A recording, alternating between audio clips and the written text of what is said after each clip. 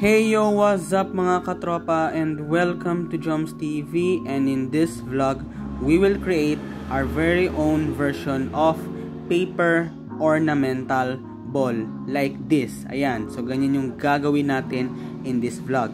Tara mga katropa, samahan niyo ako at gagawan ko kayo. So kukuha tayo ng isang colored paper and then i-fold natin ito into half. So like this, ayan. So ganyan din yung gagawin nyo sa iba pang mga colored paper. Kahit anong color ng colored paper na gusto niyo. Pero ito kasi yung available na color natin. So ayan. So ngayong na-fold na natin lahat itong ating mga kulay or colored paper, ang gagawin naman natin is guguhitan natin ito ng bilog o ng circle. So we will draw a circle using kahit anong pambilog, like itong lata ng what you call this, lata ng cornstarch. Ayan. So ganyan din yung gagawin nyo sa iba pang mga papel. So bibilugan nyo din ng circle.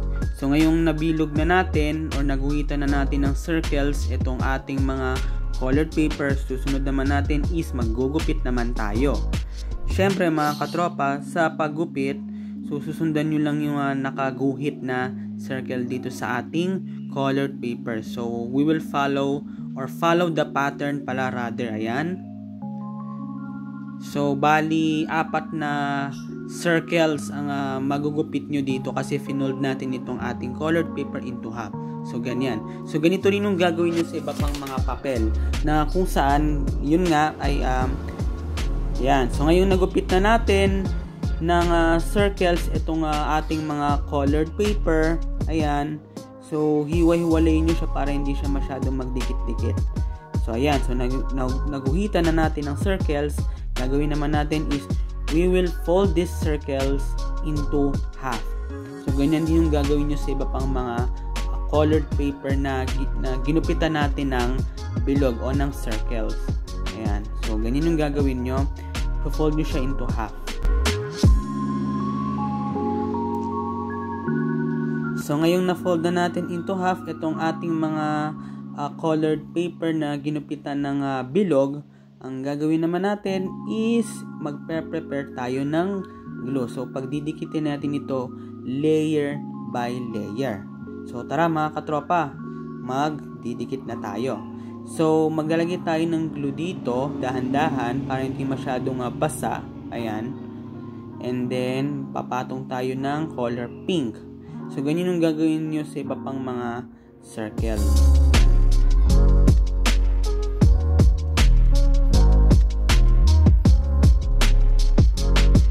So ngayon mga katropa, ngayong napagdikit na natin lahat itong ating mga half circle, i-set aside natin ito para matuyo. So patutuyuin natin to ng ilang mga oras. So syempre magpe-prepare muna tayo ng yarn. So itong yarn, ito yung pagsasabitan nitong ating paper ornamental ball. So magugupit tayo. And then syempre pag natuyo na, maglalagay tayo ng glue dito sa gitna. Make sure na dadamihan nyo ng glue like this. Ayan. And then ipapatong natin itong ating yarn dito. Ayan. So after nito, isa-set aside natin ito for about an hour para mas matagal. So ayan mga katropa, ngayong natuyo na, medyo basa-basa pa, pero syempre ay aalisin natin yung mga nakadikit para hindi siya masyadong dikit-dikit. So ayan. So maglalagay ulit tayo ng glue dito naman para mapagdugtong na natin itong magkabilang dulo. So dahan-dahan, ayan, maglalagay tayo ng glue and then ipapatong natin dito sa isa pang dulo. Then make sure na paghiwa-hiwalayin nyo itong ating mga circles para hindi siya masyadong dikit-dikit once na mag-form na yung ating ornamental ball like this. Ayan. So ayan mga katropa, finish na itong ating paper ornamental ball made by Joms for you. So inspired ito dun sa mga nakikita nating DIY paper decoration sa iba't ibang mga social media. So tara mga katropa, let's create this!